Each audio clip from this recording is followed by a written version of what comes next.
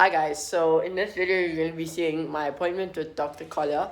So I was going there because I had, as you see in the video, quite frequent stomach pain, stress, just feeling overall, not good. So my mom said I should go to him because she went to him and he was apparently a very good doctor and a homeopathic doctor. So she said I should try another route other than the traditional, just, antibiotics route. So it went well, so hope you guys enjoy the video. Leave a like and then subscribe and hit the notification bell, and hopefully we'll see you guys in the next video.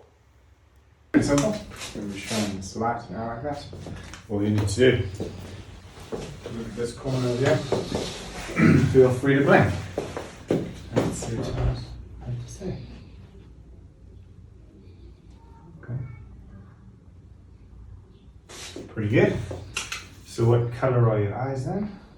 Brown. Any other colours you can think of in there? White. Oh, on the outside.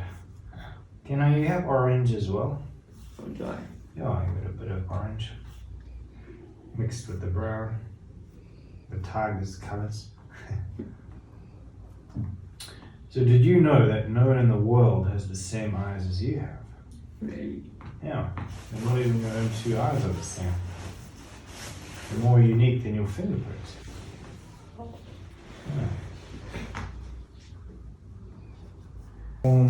Craters like that, and they can get this big. Good news, you've only got small craters. Sport. That means you don't have many. Your fibers are tight. Right? So resilience is better than the average 5 out of 10. You're easily a 7 out of 10, which is considered good. Okay. Both resistance to getting sick and recovery, and you may have to thank your parents for that. But your body does have some tendencies. I'd like you to master these because they'll hold you back if you don't. So 1, 2, possibly say 3 tendencies. Your biggest one, in my opinion, is your digestive tract. It's the biggest problem by far. But there's something that sort of affects your digestive tract. So I'm going to talk about that one just so you can understand those. So switch them off. Totally doable these days. You can just turn off bad genes.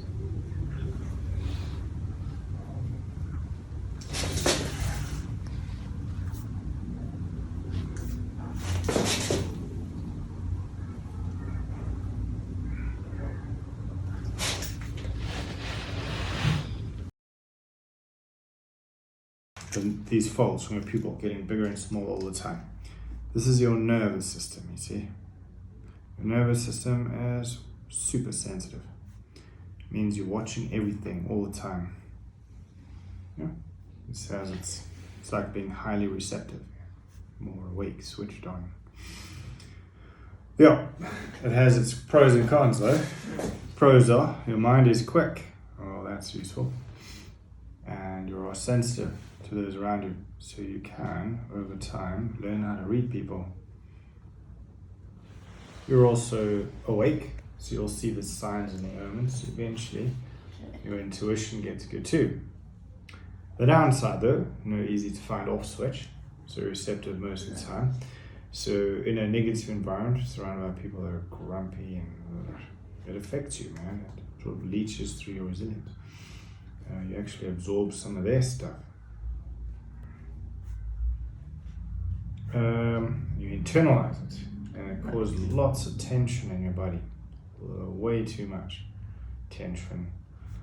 Head, neck, shoulders, and gut. But then your mind also gets a little bit overactive. It starts to analyze all the possible outcomes of each event. If your mind swears to what could go wrong, this can create some anxiety at times. Yeah. Sometimes makes sleep challenging. But how does it affect this gut? So you take the gut feel to the extreme. Your emotions affect your tummy all the time. You've been doing it for a long time. So, when you were much younger, you may have got occasionally cramping or a spastic colon, but you sort of grow out of that, you see. Doesn't mean that emotions aren't still affecting you. They still are. say for example you go on holiday somewhere where you're not familiar with and you're not alright with it yet, you just might not go for a few days because you're not comfortable enough. Another time you gotta do a speech or something, geez, you've gotta go straight away. So it can cause your bowel to do these sorts of things. Okay, now we need to talk about your other major digestive issue, and that is your absorption, digestion and absorption of nutrients from your food is fairly poor. So over time, this causes problems because you can actually get deficiencies easier than most. Some of the most typical are, because they're generally hard to absorb, iron, B12, D, and zinc.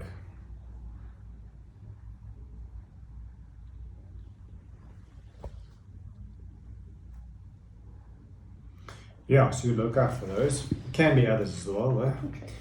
Okay, I wanted to chat a little bit more directly now about this digestive tract. I'm going to use a diagram. So, the average digestive tract is here. So the digestive tract, right? Yeah. Eat food, goes into the mouth, to the throat, down the esophagus, stomach, duodenum, small intestine, large intestine, and out. Okay, so two things are going on mostly. One is your stomach acid. We'll start first. You do have a mild esophagus weakness, so there's like a little sphincter there that doesn't really close very well for you. Yeah. So sometimes if you eat too much or lie down too soon, it comes back up. But it's not from over acid, so it's generally you don't feel it much. But that it still happens, especially at night. But you actually have low stomach acid here. So what happens is you're going to struggle to digest protein. So what happens is your undigested protein gets into the small intestine, and the rest of the enzymes that are supposed to break down broken down protein can't break it down because it's not broken down. So they just send that protein along till you poop it out, right? But as it goes, it feeds some pretty bad bacteria, particularly here in your ileum and a little bit in your ascending colon, and this bacteria is called putrefying bacteria. It bubbles, creates this ammonia-like gas. Have you ever had one of those protein shakes where you forget to wash the bottle, leave it overnight? No. It just fizzes, Mamu shake bottles, and then you open the bottle up when it's like the next day if it hasn't been washed and it's all bubbly. Yeah. Anyway, so that happens, but sometimes these bad bacteria, they release a toxin and irritates the gut lining, and then your gut says everything out, and you get like loose stool. So it changes your poo, it changes all the time, like IBS kind of thing. And then for you as well, it causes low-grade inflammation as well in your digestive tract, and your body's trying to protect your gut lining. It doesn't like that. Now you have some weird narrowings as well, which just make it even more interesting. So on this, where your transverse colon goes to your descending colon, there's a proper narrowing here. It forms like a bottleneck. So things get sort of stagnant and stuck here, and only a little bit gets through. So it slows down bowel movements a little bit. Yeah. Lots of building up of bacteria and stuff here, which pushes on your stomach. Not nice. Your jejunum's also a little funny. Okay, cool. Thanks for letting me do that. Just to write that down quick.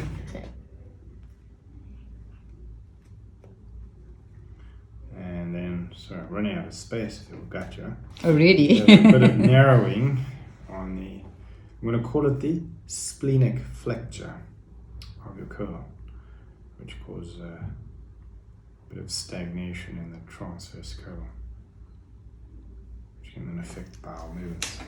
Okay, so those are your two biggest traits. Now I'm going to talk about minor one or two. Okay. Minor one is your hormones. So you have mild hormone imbalance. Okay. Have you heard of the endocrine system? No, it sounds familiar. Do you play any team sports? Yep. Yeah? Oh, which one? I play soccer. Soccer. Okay, great. Yeah, so do you have a coach? Yeah. So one of the jobs of a coach before a match is to choose which players play where. And let's just say your coach has a bad day and he puts the guys that can hardly kick straight in the front, and the forwards, puts the guy which is most discoordinated with his hands as goalie, puts the slowest guys in midfield and all the strikers on defense. And then you play and you lose, right? Because everyone's playing in the wrong place. Not because they're bad players. So it's just a communication error. That's what happens. Your skin is also slightly sensitive, so it can lead to problems, which we'll chat about later. So it turns out that you have testosterone shifting. Have you heard of good and bad testosterone? No.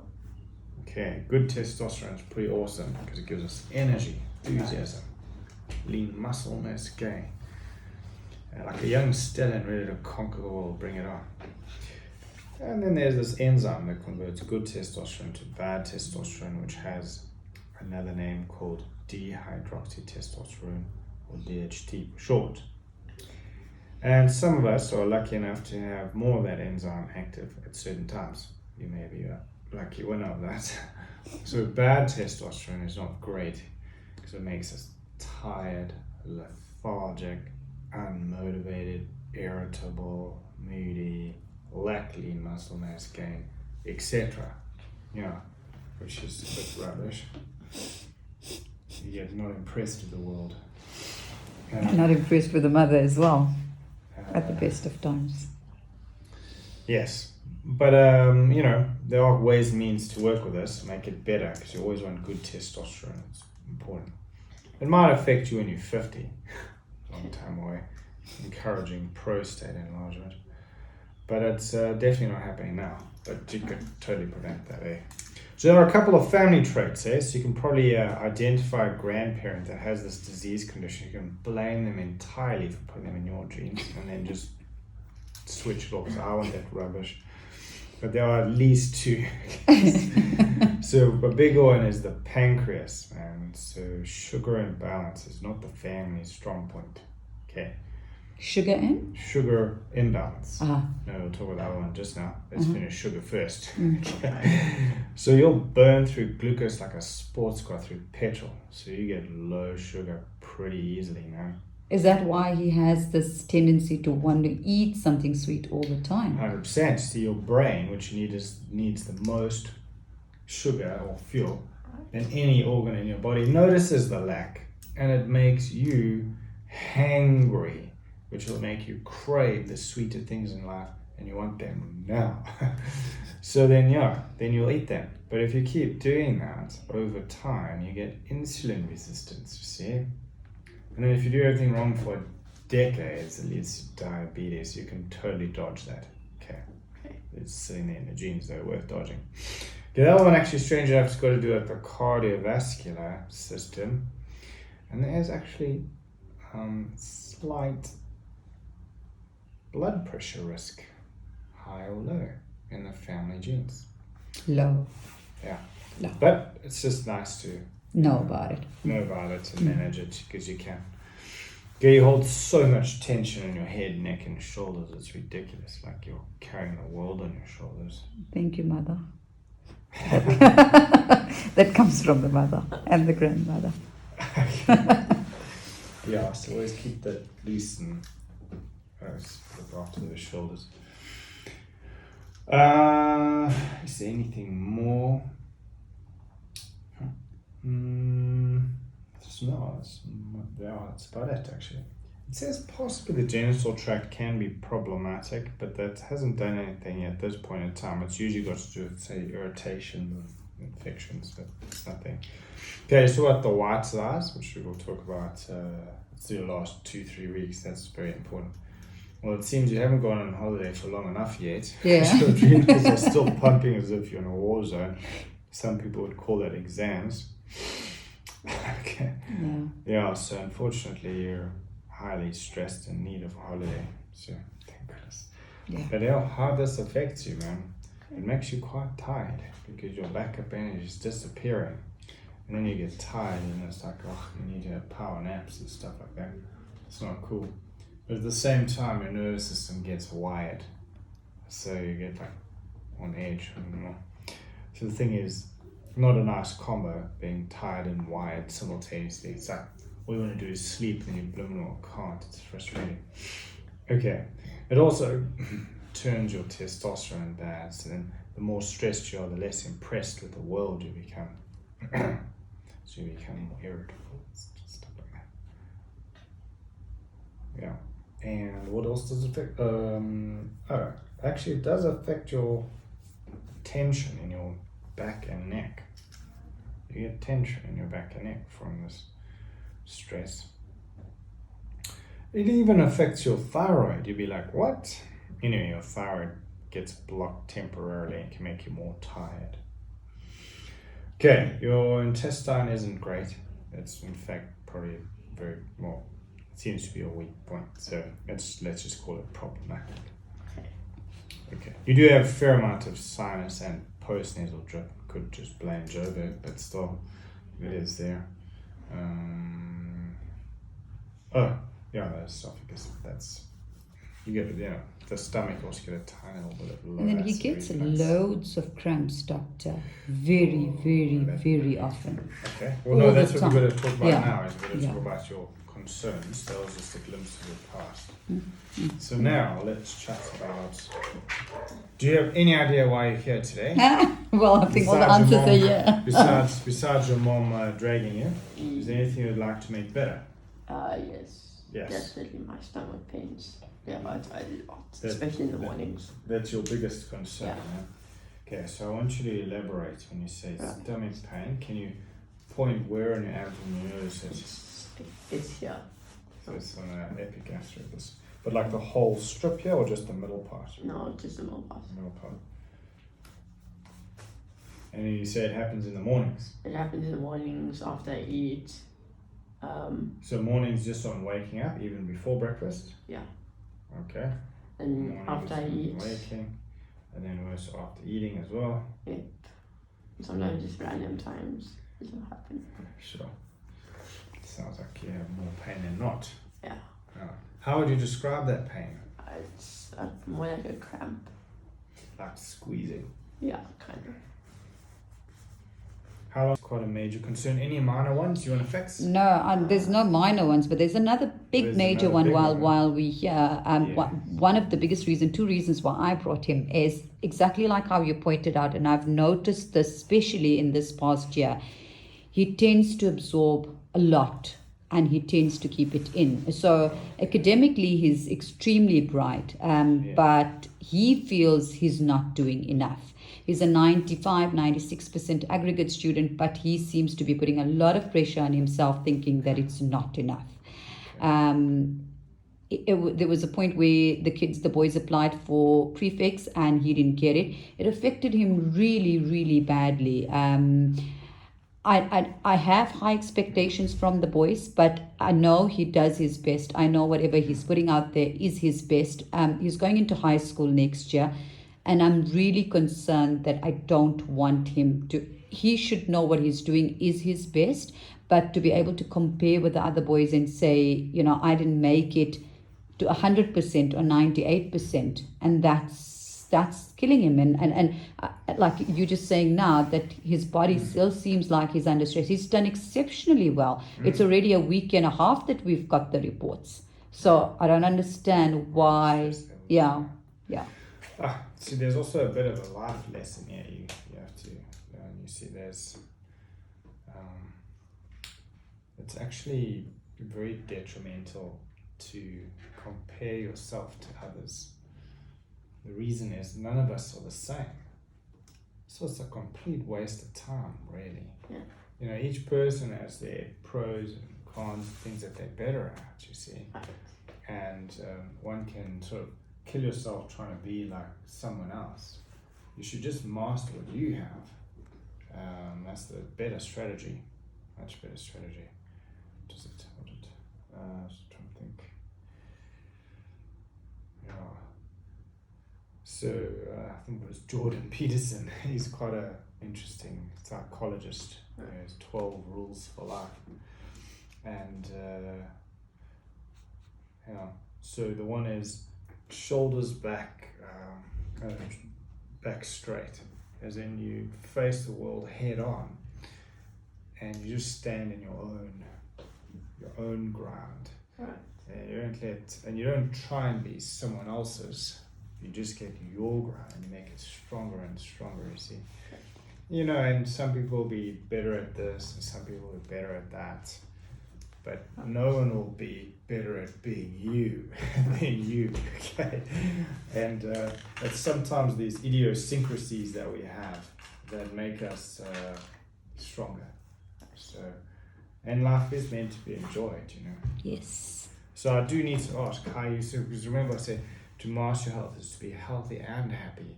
Are you generally in an okay space? I mean, where are you at? Are you generally all right? I usually am. Sorry? I usually am. Yeah.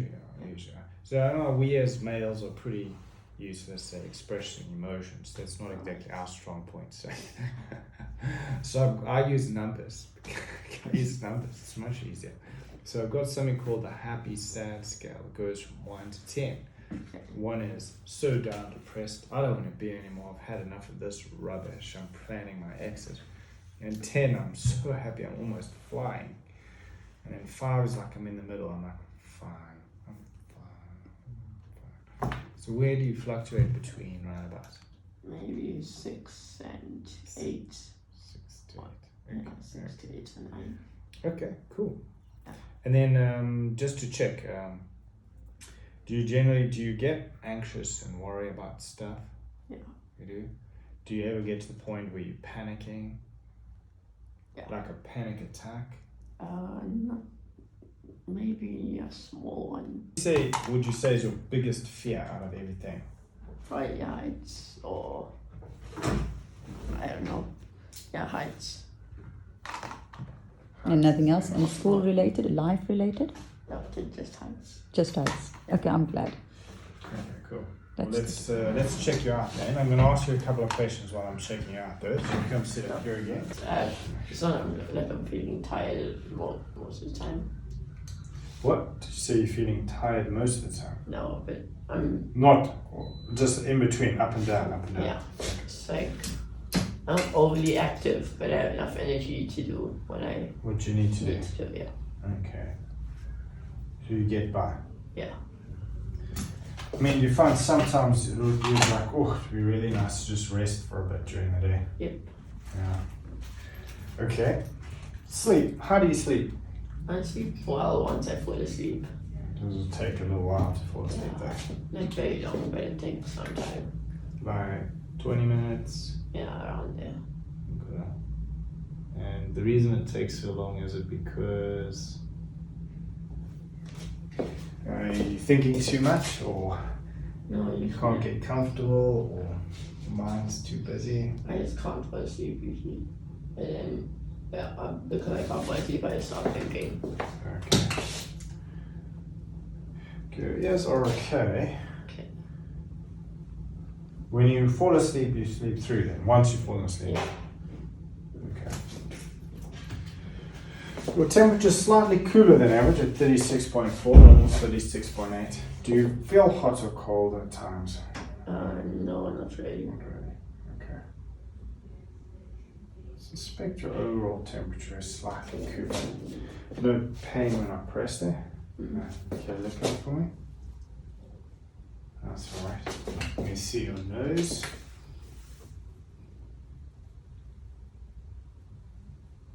Okay, you've got a little bit of white to creamy mucus, but it's only stuck on the side, it's not blocking. Can I see your tongue? Ah.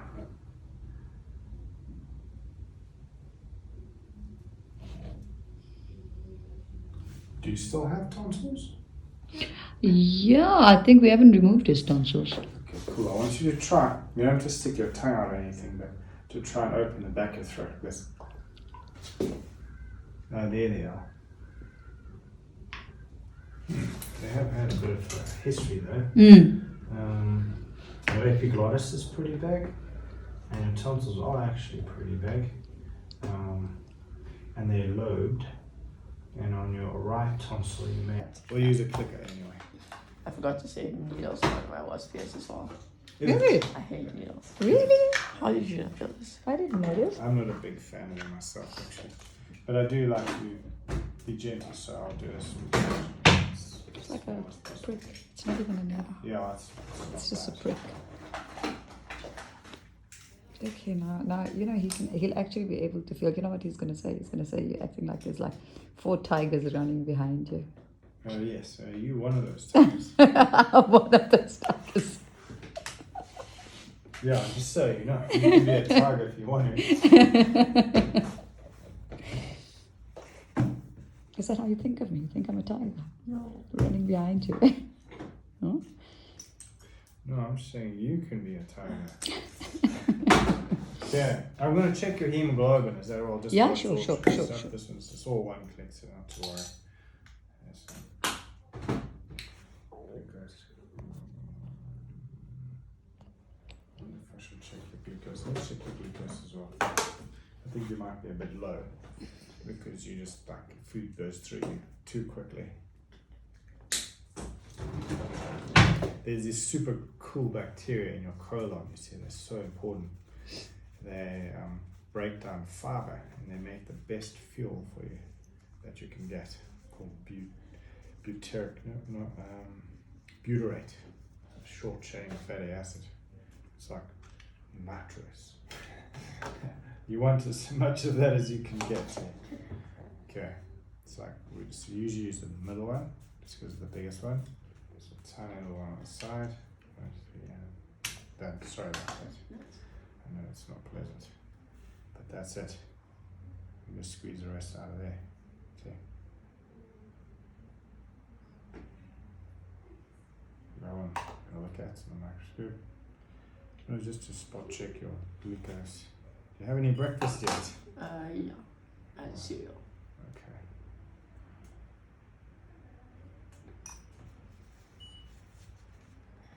Okay, so check here, 4.3. So you're already, normal is after eating is 4.5 to 6.5. So glucose, like a sports car through petrol.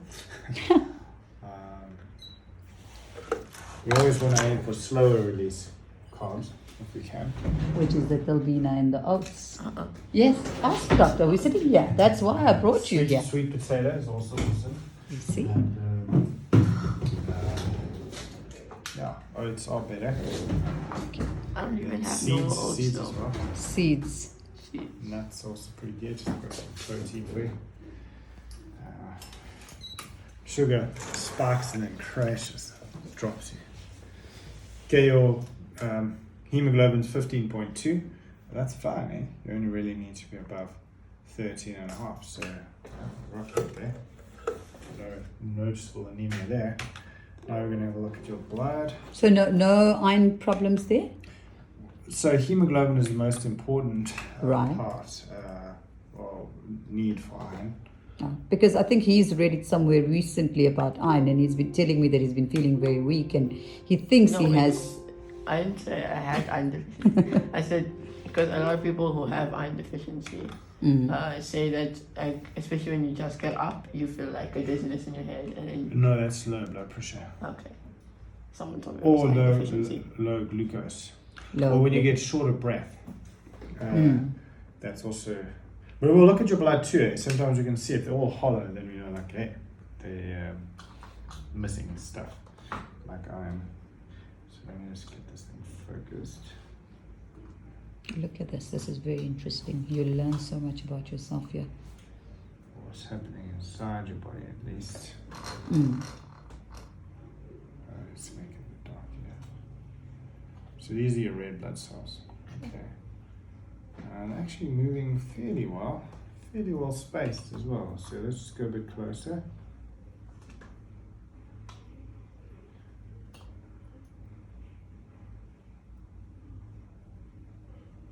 This is literally going on inside your body now. Oh, see, there are a couple of smaller ones, eh? So your B12 might be letting you down. Anyway, but they are moving, which is nice. See the little grey smudgy bits where they get stuck? It's a yeast precursor. Is that the same yeast candida stuff that we're talking about? Eventually it can cause candida. Mm. That's a precursor for now. I've got some white blood cells. Let's introduce you to your immune team. We've got a viral fighter over here called the lymphocyte, bacterial fighter over there called the neutrophil. We're meant to have one of those every 1,000 red, one of those every 700 red, just as general immune defense. So then we count them to see if they're increased or not. Actually, another bacterial fighter there. And then you've got here eosinophils. That one. That one's not so useful, that white blood cell bursts and creates histamine and cytokines, causing allergies and inflammation. So that's, you have a bit too many of those. We don't really want those. Here's another viral fighter. Right there in the middle. So we'll just... but these guys are still winning the race. Your eosinophils. That's the most predominant. Okay, I'm going to look around for foreign bodies. That's always pretty interesting if we find some. Let's see what we got going here. Ooh. Okay, here's one interesting one.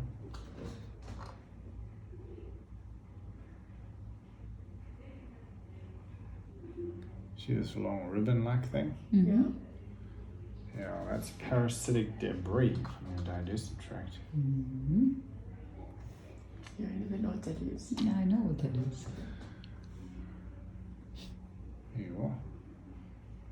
Okay, you can see the orange border, which means it's from the digestive tract. You can also see, I think at the top, yeah, it's torn off over here. So it is dead.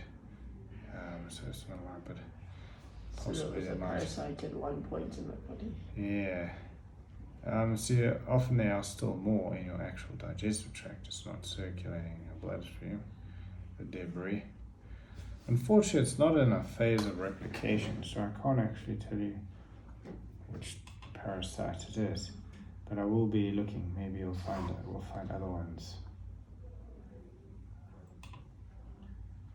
Here's something else.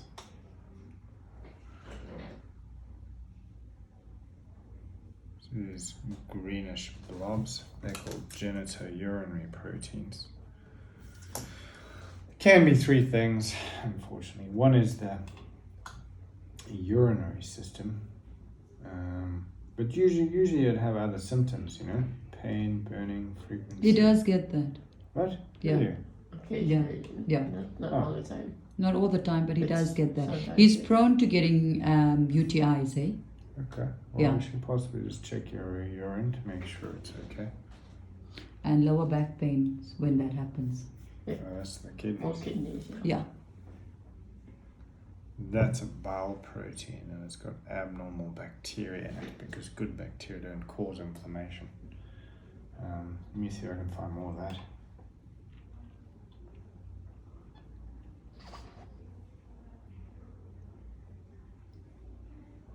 Another genitourinary protein.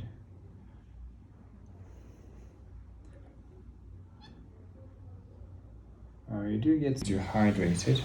Then we looked if they were spaced or if they were stacked or clumped. They were fairly well spaced until we saw the clumping, which is poor digestion of fat, you see.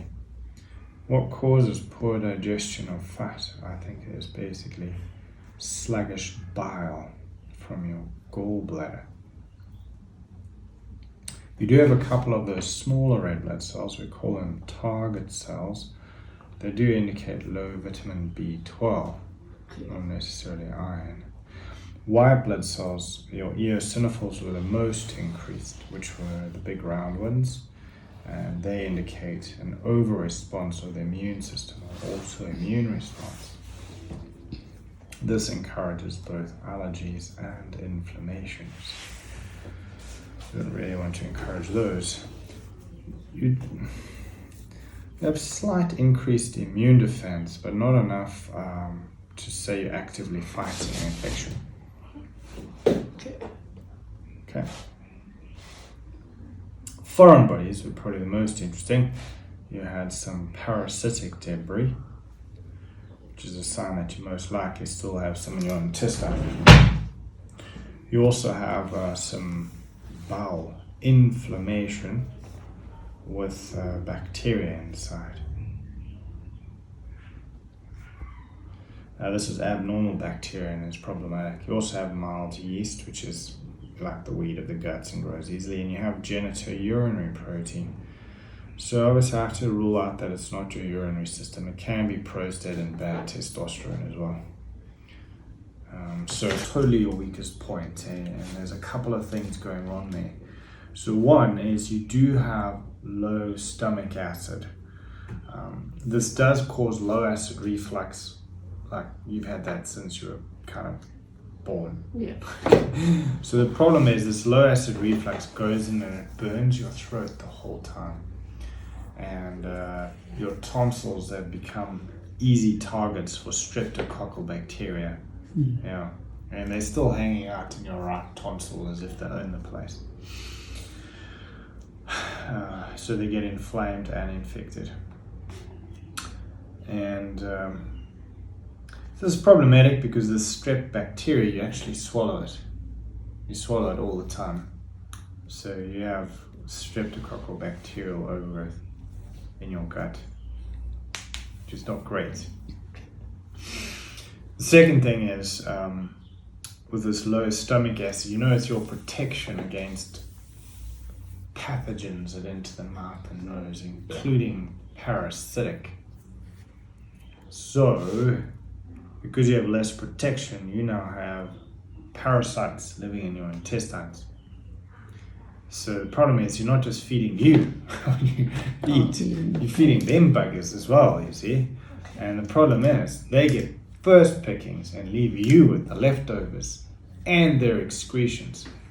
This is no good at all, because now you get hardly any nutrients and you've got to clean up all their rubbish, and sometimes your gut as a safety mechanism goes everybody out and you get loose stool. Just trying to flush those parasites out. It doesn't actually get all them out, they just regrow, but it's like the only thing your gut can do really, these parasites. The other thing is, because now you also have poor digestion of protein, you are actually feeding some pretty bad bacteria with undigested protein. And these bacteria, they cause a lot of bubbling, but they also produce an ammonia-like gas, which is no good. And they're also causing IBS symptoms. And they're releasing enough of this toxin to inflame your gut. You got to ask the question, how did a parasite from your gut end up in your blood? It has to leak through your gut lining. So you do also have leaky gut currently. Sure. And leaky gut basically encourages every autoimmune condition.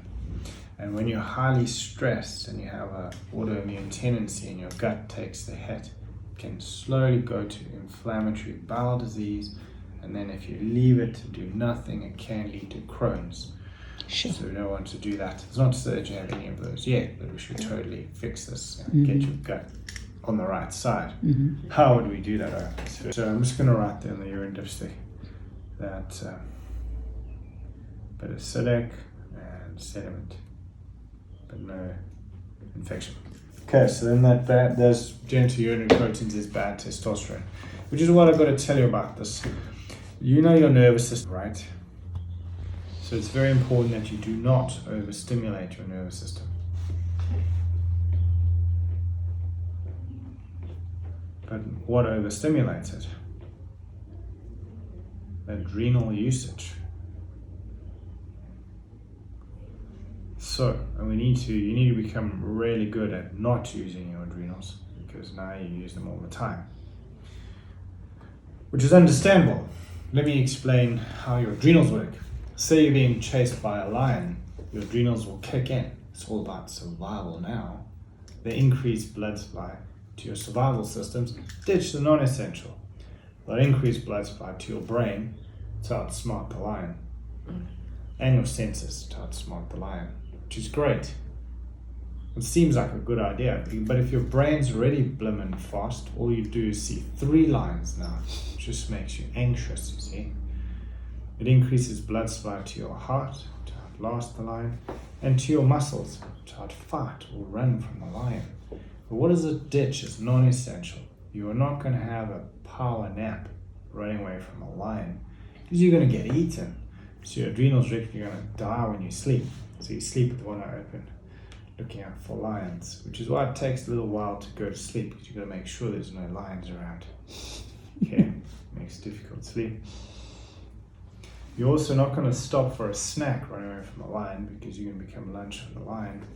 So it suppresses appetite and digestive function, lowers your stomach acid. You're also not going to feel terribly pleased that you have to run away from a lion all the time, and it turns all your testosterone bad. You get rumpy, bad testosterone. So it's okay to use these adrenals to get the hell away from the lion. The problem is, with your nervous system, you can see lions down there, and you remember one there and there. So your adrenals, they don't believe you that there's no lions. You just run the whole time as if you're running away from 3 lions all the time, which is not great, because then you're in fight or flight and not rest, digest. And we need you to digest and rest, please. Okay, so those are the 2 biggest things that you're just going to work on. Okay, so obviously with regards to your digestive tract, we do have to clear away all some the rubbish. Bad parasites. You've got to wait then 15 to 30 minutes. And then you've got to try this. Try and get a half a glass of celery juice. Isn't this a full round circle? Isn't this a full round circle? Yeah, so now I got it, because you probably think that stuff tastes terrible. Right? No, he's been having it, but they just don't believe it when I've been telling them to have it. No, you need to. You need to have it because of 3 reasons. One is it resets your cells in your stomach that make stomach acid. You understand? It actually. And he knew nothing. re-energizes We mucus. said nothing when we came here. And also it helps with sodium cluster salts, which make bile salts, so that you can digest fat better and detox your liver, and it kills bad bacteria in your gut. So there's 3 good reasons for that. And then you can wait your 30 minutes before you 15 to 30 minutes before you eat and such. But it is quite nice to reset your stomach acid like that. Some stress relieving techniques. Yeah. Or one really good one. You could do it at any time, especially when you're feeling like you're going into a panic. It's called cortisol lowering breathing exercise. No, like as in you don't have to go and do a yoga pose. You can do it sitting where you are, in class, anytime. 4, 7, 8, right? Yeah. I used to use it to sleep, and then it wasn't working. Oh, okay, no. So it's in for 4, hold for 7, and out for 8 seconds. But you've got to have one hand on your heart and one on your belly. Okay.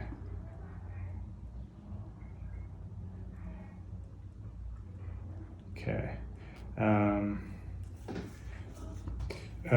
You can